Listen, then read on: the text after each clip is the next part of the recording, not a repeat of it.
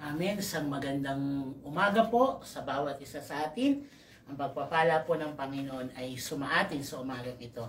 Isang napakalamig na umaga. No? Salamat po sa Panginoon. Ito po sa bansang Korea ay nagne-negative 10 po, pero feels like negative 16. Kaya salamat sa Panginoon sa patuloy na pag-iingat po niya sa atin. Hallelujah! Purihin po ang Panginoon. Tayo po ngayon ay mag-aaral ng kanyang mga salita sa unang Kronika, chapter 11, verse 1 to 9 po. Pero bago po tayo mag-aral ng kanyang mga salita, tayo po muna po ay manalangin. Hallelujah, hallelujah. Salamat po, Panginoon, sa umagang ito. Tunay na kayo ay Diyos na mabuti, Diyos na tapat at Diyos na hindi nagbabago. Dalangin po namin sa pag-aaral po ng inyong mga salita, patuloy po namin kayong maparangalan, O Diyos. Sa mga nakikinig through Facebook at nakikipanood through Facebook, patuloy nga po na ang pagsama po ninyo ang hinihiling po namin. Iba't iba man kami ng lugar, iba't iba man kami ng bansa, hayaan niyo po ang mga manonood nito hanggang mamaya, O Diyos, ay patuloy na magkaroon ng kalakasan na nanggagaling po sa inyo. At hayaan po ninyo na maunawaan po namin ang inyong mensahe sa umagang ito. Panginoon, ako nagagamitin ninyo. Lagi kong sinasabi, ibaba niyo po ako sa pinakamababang level. At hayaan niyo po na makita ang inyong kapangyarihan, ang mataas ay ang inyong kapangyarihan at kaluwalhatian po ninyo. Salamat po. Sa umagang ito, patuloy po na hinihiling namin ang pagsama po ng inyong kapangyarihan habang kami nag-aaral ng inyong mga salita. Purihin po kayo, dakilain po kayo sa pangalan ni Jesus. Amen and amen. Muli, binabati ko po kayo na isang magandang malamig na umaga. Hallelujah. Salamat po sa Panginoon sa umagang ito. Purihin po ang Diyos. Tayo po ngayon ay mag-aaral ng kanyang mga salita sa unang Kronika, chapter 11, 1 to 9 po. Inuulit ko, First Chronicles, so unang Kronika, chapter 11, verses 1 hanggang 9. Ang aking pong Biblia ay salita ng Diyos at ganito po ang sinasabi sa verse 1 ng 11 po. Pumunta ang lahat ng Israel kay David sa Hebron at sinabi, mga kamag-anak mo kami, mula pa noon, kahit nang si Saul pa ang aming hari, ikaw na ang namumuno sa mga Israelita sa pakikipaglaban. At sinabi sa iyo ng Panginoon na iyong Diyos, alagaan mo ang mga mamamayan kong Israel tulad ng isang pastol ng mga tupa. Ikaw ang mamumuno sa kanila. Sa 3 po, kaya roon sa Hebron, gumawa si David ng kasunduan sa mga tagapamahala ng Israel sa harap ng Panginoon at pinahira nila ng langis ang ulo ni David bilang pagkilala na siya na ang hari ng Israel ayon sa pinangako ng Panginoon sa pamamagitan ni Samuel. Sa 4 po, isang araw pumunta si David at lahat ng mga Israelita sa Jerusalem na dating Jebus para lusubin ito. Ang mga Jebuseo na nakatira roon ay nagsabi kay David, hindi kayo makakapasok dito. Pero naagaw ni David ang matatag na kuta ng Sayon na sa bandang huli tinawag na lungsod ni David. Sa 6, sinabi ni David, ang sinumang manguna sa paglusob sa mga Jebuseo ang magiging commander ng sundalo. Si Joab na anak ni Seruya ang nanguna sa paglusob, kaya siya ang naging commander. Sa 7, sabi po dito sa 7, pagkatapos maagaw ni David ang matatag na kutang iyon, doon na siya tumira at tinawag niya itong lungsod ni David. Sa 8, pinadagdagan niya ang mga pader sa paligid mula sa mababang pader ng lungsod. Si Joab ang namahala sa pag-aayos ng ibang bahagi ng lungsod. Ito po yung 9. Naging makapangyarihan si David dahil tinutulungan siya ng Panginoong makapangyarihan. Hallelujah! Salamat po sa pagkabasa ng salita po ng Panginoon. Alam naman natin, o kilalang-kilala natin si David, no? Kilalang-kilala natin si David. Ang istorya ni David ay kilalang-kilala po natin, no? Siya ay isang pastol ng tupa, no? Nagpapastol. Siya po ay ika-8 sa anak ni Jesse. At makikita natin yung pamumuno ni David bilang hari ay tumagal po ng 40 years. 40 taon, no? 40 years ang pamumuno niya po. May sikreto kasi si David eh. Mamaya po mababasa natin at mauunawaan natin kung ano ba yung sikreto ni David, kung bakit lagi siyang nagtatagumpay, no? Makikita po natin sa mga banda-banda po dyan, no? Sa pag-aaralan po natin. So, yung pamumuno ni David sa loob po ng 40 years ay talagang umusbong o sa salita po namin ay namayagpag, no? Namayagpag si David po sa loob ng 40 years na pagiging hari. Kung i-relate po natin sa ating mga presidente, ang pamumuno po nila ay 6 years lang, no? Si Duterte. At kung may extend pa po ito ay i-extend po yon. Pero yung pamumuno ni Marcos po na tumagal ng 20 years ay talagang batas militar, no? Makikita natin na walang pakalat-kalat, alas 6 pa lang ay talagang nasa loob na ng bahay. May martial law po nun, no? At makikita natin doon na talagang yung pamumuno ni Marcos ay kakaiba sa lahat ng mga presidente ng Pilipinas, no? So dito, ganun din yung kay David. Kay David po dito ay napakasagana. Kumbaga si David po kasi itinawag sa pakikipaglaban. Sabi po dito ay sa verse 2, may word po dito na ikaw na ang namumuno sa aming mga Israelita sa pakikipaglaban. So si David talagang warrior, no? Warrior siya. Tinawag siya ng Diyos para sa pakikipaglaban, pakikipagtunggali, at makikita natin doon na sa bawat pakikipaglaban niya, bakit siya nagtatagumpay? Ano yung sikreto? Kailangan makuha natin din yung ibinigay na sikreto kay David. Kailangan makuha din natin yun bilang isang mga mananampalataya na naglilingkod sa Panginoon. Pero sabi po muna dito sa 2, no? Sa 2, verse 2. At sinabi sa iyo ng Panginoon na iyong Diyos, alagaan mo ang mga mamamayan kong Israelita tulad ng isang pastol na mga tupa. Ikaw ang mamumuno sa kanila. Kaya nga nagawa ni David yung Psalms 23, no? At alam ko na kabisado nyo na yan. At talaga na i-apply po natin yan sa ating mga personal na pamumuhay. Ang Psalms 23, no? Kabisado na yan. Mga bata pa lang kami, talagang pinare-recite na sa amin yan ng aming mga magulang, no? Salamat sa kanila dahil naging stepping stone natin yon. Naging stepping stone natin na habang tayo ay bata pa, tayo talaga ay may takot na sa Panginoon, no? Si David dito nagawa niya yung Psalms 23 at sabi dito ay ganito po ang sabi, aalagaan mo ang mga mamamayan kong Israel tulad ng isang pastol ng tupa. At alam naman natin na ang trabaho talaga ni David nung siya ay bata pa, ay siya ay nagpapastol ng tupa. Yun lamang po ang kanyang trabaho, nagpapastol ng tupa. Pero makikita natin na talagang kapag ikaw ay tinawag ng Panginoon, tinawag ka niya eh. Kapag ikaw ay tinawag ng Panginoon, hindi ka makakaligtas sa tawag po ng Diyos sa iyo. Minsan tayo ay lumilihis, umiiba ng landas doon sa tawag sa atin ng Panginoon. Pero kapag talaga ikaw ay tinawag ng Panginoon, hindi pwedeng hindi po matutupad iyon, mga kapatid ko sa Panginoon. Sa ayaw man natin at sa gusto, tayo ay susunod sa Panginoon. Bakit? Kasi tinawag ka niya. Tinawag ka niya para maglingkod sa Kanya, tinawag ka niya para siya ang unahin mo sa iyong buhay. Kaya minsan may mga tao o may mga anak ng Diyos na minsan ay hindi pa niya malaman kung anong pagkatawag sa Kanya. Dahil minsan tayo ay bulag, no? Tayo ay bulag doon sa panawagan ng Panginoon para sa atin. Pero kung tayo ay susunod lamang sa panawagan ng Panginoon, mas mapapabuti po yung pamumuhay natin o yung buhay natin ay magkakaroon talaga ng tunay na direksyon, di ba? Kaya nga po sabi dito, si David ang mamumuno sa kanila. At sa after ng pamumuno po ni David, mga pastol ng tupa, alagaan niya, nagkaroon po ng vow. O nagkaroon ng vow between kay David at sa Panginoon. Sabi po dito sa verse 3, kaya roon sa Hebron, gumawa si David ng kasunduan sa mga tagapamahala ng Israel sa harap ng Panginoon. Yung kasunduan po yun kapag sa harap ng Panginoon ay talaga namang itinetreasure natin, no?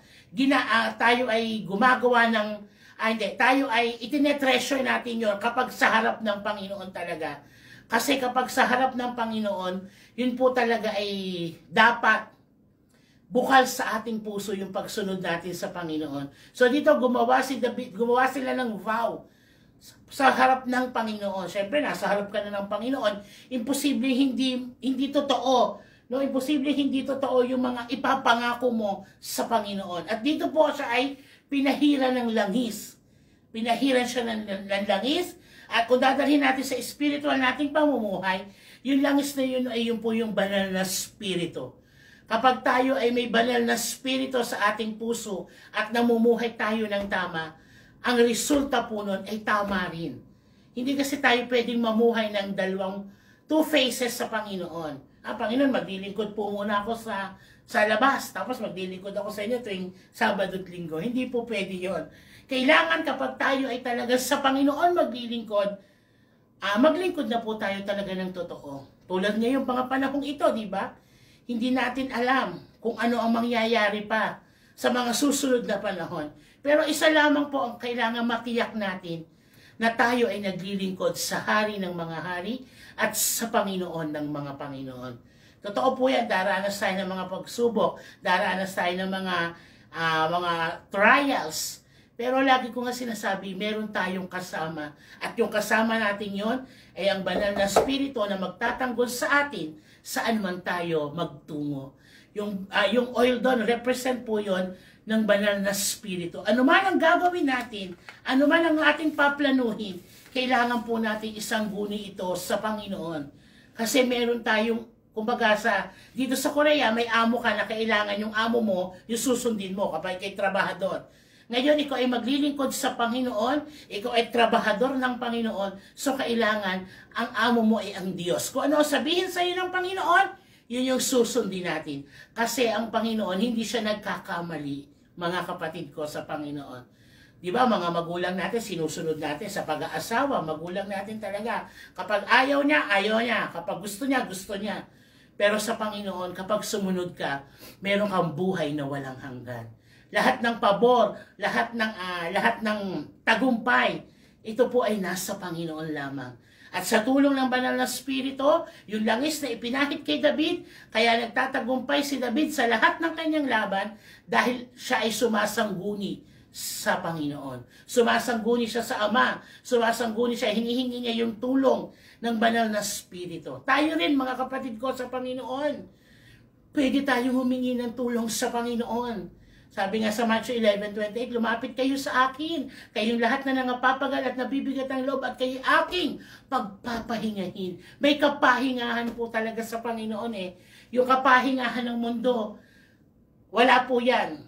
Pero yung kapahingahan galing sa Diyos, ikaw ay makapagpapahinga, makapaghihimlay ka sa kamay ng Panginoon kapag ikaw ay lumapit sa Panginoon. Kaya huwag tayong mag-atubiling lumapit sa Panginoon, huwag tayong mag-atubiling lumapit sa trono ng Diyos, sapagkat nasa Panginoon ang tunay na kapahingahan. Wala sa salapi, may pera ka nga, nabibili mo ang lahat ng bagay, pero pansamantala lang po yun. Pero yung kapahingahan, yung kaligtasan, yung kapayapaan ng puso, ng kaisipan, yan pong lahat ay nasa Panginoon. Kahit anong dilubyo ang dumating sa atin, no? Kahit anong dilubyo ang dumating sa atin, kapag kasama mo ang Diyos, kapatid ko, sa Panginoon, ikaw ay payapa, panatag, ang iyong kaisipan ay talagang puro ang laman ay puro mga makalangit na bagay. Bakit? Kasi nasa Panginoon ka. Yun na lang yung lamang natin sa mga hindi nakakakilala sa Panginoon. Sa lahat ng may pagsubok, sa lahat ng mga trials, sa lahat ng mga iniquity, sa lahat ng mga temptation na dumadating sa atin, meron tayong kasama. Yun ay ang Diyos na buhay. So dito, yung kasamang Diyos ni David, yung Diyos na tumutulong sa kanya, yung Diyos na nagbibigay sa kanya ng lakas, yung Diyos na nagbibigay sa kanya ng tapang, ay siya ring Diyos na kasama natin sa panahon natin ngayon. Walang pinagkaiba. Sabi nga sa Hebrews 13:8, di ba? Jesus Christ is the same yesterday, today, and forever. Yung nagawa ng Panginoon noon, kaya niyang gawin hanggang sa ngayon. Kailangan lang tayong maniwala sa Panginoon. Amen. Diretso po tayo sa 4. Isang araw pumunta si David at ang mga Israelita sa Jerusalem. na dating Jebus para lusubin ang mga Jebusayo na nakatira roon. Nagsabi kay David, hindi kayo makakapasok dito. Pero nagawa ni David ang matatag na kuta ng Sayon na sa bandang huli tinawag niyang lunsod ni David. So napasok niya, no? Napasok niya yung mga Jebus, no? Mga Jebusayo, no? At nakuha pa niya yung kuta. So makikita natin dito na ano ba ang sikreto ni David kung bakit siya nananalo? May sikreto po kasi dito si David eh. Mapag-aaralan po natin yan habang binabasa natin po at pinag-aaralan ang salita ng Diyos. Sabi po dito sa 6, yung po nakuha niyang commander, no, si Joab na anak ni Seruya. Yun po yung naging commander. Commander po niya sa pakikipaglaban, no? Sa mga sa pakikipaglaban po. Yun po yung nakuha ni Joab na anak ni Seruya. Sabi po dito sa 7, pagkatapos magawa ni David ang matatag na kutang iyon, doon na siya tumira at tinawag niya itong lunsod ni David. Sa 8, pinadagdagan niya ang mga pader sa paligid ng mga mabababang pader ng lunsod. Si Joab ang namahala sa pag-aayos ng ibang mga lunsod. Ito po yung sikreto niya. Sa 9, makikita po natin dito yung sikreto ni David kung bakit siya laging nagtatagumpay. At ito rin po dapat yung sikretong makuha natin para tayo ay magtagumpay sa laban po natin dito sa mundong ibabaw. Sabi po dito sa 9, ganito po ang sinasabi. Dahil naging makapangyarihan si David dahil tinutulungan siya ng Panginoong makapangyarihan. Uulitin ko po. Naging makapangyarihan si David dahil tinutulungan siya ng Panginoong makapangyarihan. Purihin po ang Panginoon, no? Sa lahat ng laban ni David, sa lahat ng mga nai-encounter niyang labanan, for 40 years ng kanyang pamamayagpag, no, sa pagiging hari niya ng Israel, 40 years hindi siya pinabayaan ng Diyos, mga kapatid ko, sa Panginoon. Hindi siya pinabayaan ng Panginoon. Bakit? Kasi lagi niyang hinihingi ang tulong ng Panginoon saan mang aspeto ng kanyang ginagawa. Kailangan po maging ganito rin yung sikreto natin. Hindi sa sarili nating talino, hindi sa sarili nating lakas. Lagi natin naririnig yan sa mga preacher, no? Ang kailangan po ngayon ay ang pagluhod sa Panginoon. Ang pagbabasa ng Biblia, ang meditation ng Word of God. Yun po ang kailangan natin sa lahat ng aspeto ng ating paglilingkod. Ilang dilubyo na ba ang dumaan sa Pilipinas, no? May mga bagyo, may mga baha. Pero makikita natin, no? Talagang ang Diyos ang tumutulong sa atin, eh. Siguro kayang i-comprehend, no? I-comprehend ng mga nasasakupan natin yung tulong. Pero ang bawat tulong po ay may hangganan. Ang bawat tulong ay may hangganan sa tao. Di ba? Alam natin yan. Kapag tayo lumapit sa tao, yung tulong talaga ng tao ay may hangganan. Yung tulong ng tao ay may hangganan. Pero yung tulong na nanggagaling sa Panginoon, walang hangganan, mga kapatid ko. Walang hangganan. Yung tulong na nanggagaling sa Panginoon. May pagsubok ka man, lumapit ka sa Panginoon. May pinagdadaanan ka mga pagsubok, lumapit ka sa Panginoon. May pinagdaraanan ka mga trahedya, kalungkutan, kapighatian. Naandito ang Diyos handang tumulong sa atin, mga kapatid ko. Si David, kaya siya nagtagumpay for 40 years ng kanyang pamumuno sa Israel dahil sa tulong ng Panginoon. Dahil sa tulong ng Diyos. Kaya ngayon, mga kapatid ko sa Panginoon, talagang kailangan natin ang tulong ng Diyos. Yes, sa tao, makapagsasabi tayo. Sa magulang natin, makakapagsabi tayo. Sa mga mahal natin sa buhay, sa asawa natin, makapagsasabi tayo. Pero may hangganan lahat ang bagay. May hangganan lahat ang bagay. Sino ang walang hangganan? Ang Panginoon. Ang tulong ng Diyos ay walang hangganan. Kaya kung tayo ay nabibigatan sa ating paglilingkod sa Panginoon, lumapit tayo sa Diyos. Kung tayo ay napapagod na, lumapit ka sa Panginoon. Kung ikay nahihirapan na, lumapit ka sa Panginoon. Sabi, ang tulong ni David ay nagmumula sa Panginoon. Meron isang awitin na my helps come from the Lord. Kinanta po to sa Tabernacle Brooklyn Tabernacle, or yun na nga po, no? At ang kumanta nito, isang negra. At sabi dun all of my help, all of my help, my help, my help, my help, all of my helps cometh from the Lord. Ang lahat ng aking tulong ay nanggagaling sa Panginoon. Ang lahat ng aking tulong, lahat po, no, lahat, all. Diba sabi sa Matthew 6:33, seek ye first the kingdom of God and His righteousness, and all these things shall be added unto you. Hindi po pwedeng manguna lahat yung all kung wala tayong isisik. Kailangan hanapin muna natin ang kanyang kaharian bago niya idagdag yung lahat ng bagay. Diba? Sabi doon, all of my help cometh from the Lord. Ang lahat ng tulong ko ay nanggagaling sa Panginoon. Kapatid ko, may pinagdadaanan pa man, ang tulong o ang kamay ng Diyos ay nandyan para sa atin. Napakaganda ng istorya ni David po dito, no? Sa 1 Chronicles chapter 11 verse 9. Doon po tayo magfo-focus. Yung tulong ng Panginoon ay nagmumula.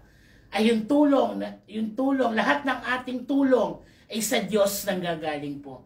Lahat ng tulong natin ay nanggagaling sa Panginoon. Itong pandemic na to, mag-iisang taon na po, no, sa January. Pagkamatay ni Kobe Bryant, pumasok na po yung ano dito sa amin, yung virus, yung COVID-19, no, makikita natin talaga na ang tulong natin talaga ay galing sa Panginoon. Bumagsak ang economy dito sa Korea, bumagsak. Halos kalahati po ay nawala na ng trabaho. At ang gusto pa nilang mangyari ay i-lockdown. At hindi pa po na a-approvean ng Kongreso yon dahil kapag nag-lockdown, walang sasahodin po ang mga Koreano. At ayaw po nilang mangyari iyon, no? Pero ang kalooban pa rin po ng Panginoon ang masunod. Dito po ngayon kasi ay nadami na, nasa 3 digits na po, nasa 1,000 na ang affected, kaya naghihigpit sila ngayon dito. Mahigpit po ngayon dito sa amin, no? Hindi ka pwedeng sa loob ng simbahan, kailangan 10 lang ang dumadalo.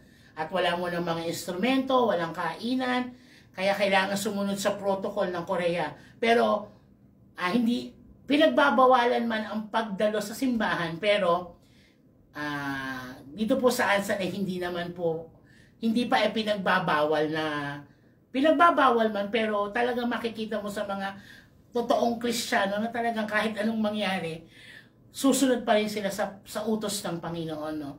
At yun ang nakakatuwa kasi yun yung nagbibigay buhay sa mga lingkod niya Yung may makita ka mga miyembro na nagsisikap na talagang makadalo kahit pinagbabawalan sila. No, may talagang makikita kang mga ganun tao na talagang kahit bawal. Pero sumusunod kami sa protocol, may mga mask kami, may sanitizer, meron kaming baril dito na itinututok dito at para yung temperature, no? Pero kailangan din natin pakainin yung ating kaluluwa, no? Pakainin natin yung ating kaluluwa.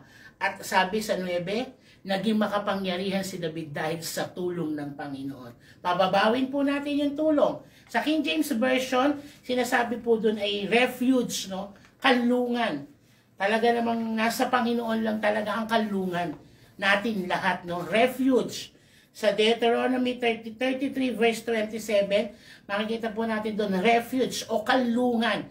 O, alam na po natin yung verse doon, Salmo 91, 1-4. Yung Salmo 91 na yan, ipinamuhay na yan ng bawat isang Kristiyano. Yan na po ay palasak na bersikulo nung pumasok yung pandemic, no? Psalms 91, 1-4, no? Kakalingain ka at ipagtatanggol ka ng Panginoon. Kaya kanino pa tayo maglilingkod, di ba? Walang ibang magtatanggol sa atin, walang ibang kakalinga at magbibigay ng lahat ng ating pangangailangan, kundi ang Panginoon lamang po, mga kapatid ko, sa Panginoon.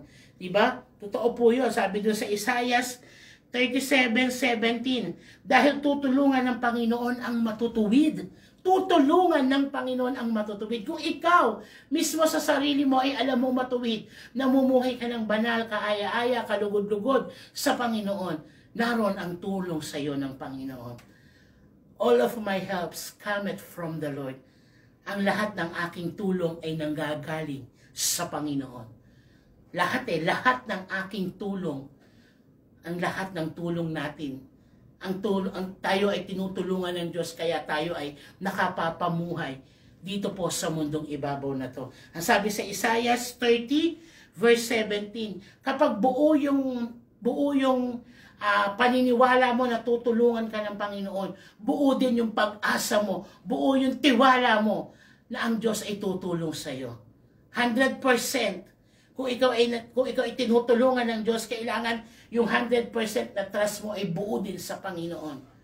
Buo yung tiwala mo sa Panginoon. 100% yung tiwala mo sa Panginoon. Bakit? Kasi alam mong ang Diyos ang tutulong sa iyo. Mga kapatid ko, hindi natin kaya ang lahat ng bagay. Kaya nga nandiyan ang banal na Espiritu para umalalay sa atin. Kaya di ba nung umakyat ang Panginoon sa langit, sabi niya, iiwanan ko sa inyo ang aking espiritu. Yung banal na espiritu iiwanan sa atin ng Panginoon para tayo ay makapamuhay ng naaayon sa sinasabi po ng Diyos, ang aking tagatulong. Diba? Tagatulong natin ang banal na espiritu kapag hindi natin kaya. Lumapit ka lang sa Panginoon. Sabi sa Isaiah, lumapit tayo sa Panginoon na tayo tutulungan ng Diyos. Mga kapatid ko sa Panginoon, isang sikreto ni David kung bakit siya nagtatagumpay, dahil lagi siyang humihingi ng tulong sa Panginoon. Tayo rin, mga kapastoran, mga kamanggagawa, mga kapatiran, huwag natin pasanin yung problema. Kapag nasabi natin sa Panginoon, ibigay na natin sa kamay ng Diyos. Yun po yung tama. At ikaw na nagsabi ka sa Panginoon ang iyong problema, magala ka na. Sabi sa Philippians 4:4, rejoice in the Lord always. And again, I say rejoice. Bakit? Kasi mga panandali, ang mga problema lamang po yan. Pero ang kapalit po niyan ay buhay na walang hanggan. Wala nang pag-iyak, wala nang pagluha, wala nang sakit. Sabi sa Revelation 21 verse 4, no? Wala nang sakit, wala nang pagluha, wala nang pag-iyak. Sabi sa isang awitin, ang pag-iyak ay magtatagal na magdamag, ngunit sa kinabukasan, galak ay dumarating. Kaya kailangan tayong magalak. Dahil sabi sa 1 Peter, panandalian lamang po ang lahat ng problema meron tayo ngayon. Purihin po ang Panginoon. All of my helps cometh from the Lord. Ang aking tulong, ang lahat ng aking tulong ay nagmumula sa Panginoon. Wala pong makakapagbigay ng ganong satisfaction, kundi ang Diyos lamang. Ang lahat ng aking tulong ay nagmumula sa Panginoon. Sabihin nyo nga po yan, ang lahat ng aking tulong ay nagmumula sa Panginoon. Totoo po mga kapatid ko sa Panginoon. Ang tulong na ibinibigay ng Diyos ay pangwalang hanggan. Tayong tao may limitasyon po tayo. Pero ang Panginoon, wala siyang limitasyon. Kaya sa umaga pong ito ang iiwan ko po sa inyong mensahe. Kapag hindi na natin kaya, kapag hindi na natin kayang pasanin, ibigay mo sa Panginoon. Magiging magaan ang buhay natin kapag ibinibigay natin sa Panginoon ang lahat ng bagay na mahirap para sa atin. Magiging magaan ang buhay natin kapag ibinibigay natin sa Panginoon ang mga bagay na mahirap para sa atin. Yung dilubyong dumaan sa Pilipinas, alam ng Diyos ang nangyayari. God is in control. Alam niya lahat yan. Wala tayong itatanong sa Panginoon, bakit nangyayari to? Bakit may ganito? Bakit may ganon? Alam ng Diyos yan, mga kapatid ko sa Panginoon. Basta matuto lamang tayong ibigay sa Panginoon. Hingin sa Panginoon ang kanyang tulong.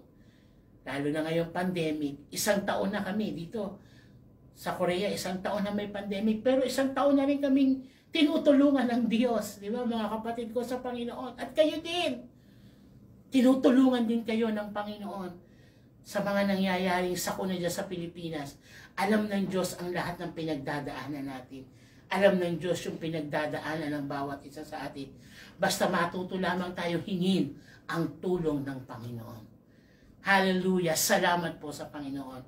Ang tulong ko, ang lahat ng tulong ay nanggagaling sa Panginoon. Ang lahat ng tulong ay nanggagaling sa Panginoon. Huwag nating angkinin. Ibigay natin sa Panginoon. Hallelujah! Salamat po, Panginoon, sa gabing ito. Sa umagang ito, patuloy po kami nagpupuri, nagpapasalamat sa inyong kadakilaan sa aming mga buhay. Totoo po, Panginoon, ang lahat ng tulong ay nanggagaling sa inyo. Kaya tulungan niyo po kami. Samahan niyo po kami sa lahat ng problemang meron kami, sa lahat ng problemang aming kinakaharap, lindol man, bahaman, bagyo man, Panginoon, kontrolado niyo ang lahat ng bagay. Dalangin po namin sa umagang ito, palakasin niyo ang aming espiritu. Kung kami man ay nanlalamig, muli niyo kami pag-initin sa paglilingkod sa inyo. Dahil alam namin ang pinakamabuting bagay ay ang maglingkod sa inyo na aming Panginoon at Hari. Kaya salamat po, Panginoon. Nihiling namin na alam po namin na sinamahan niyo kami sa umagang ito at ang pagsama ng inyong kapangyarihan at ang pakikipisan ng banal na Espiritu ang aming inihiling sa buong maghapon na aming gagawin.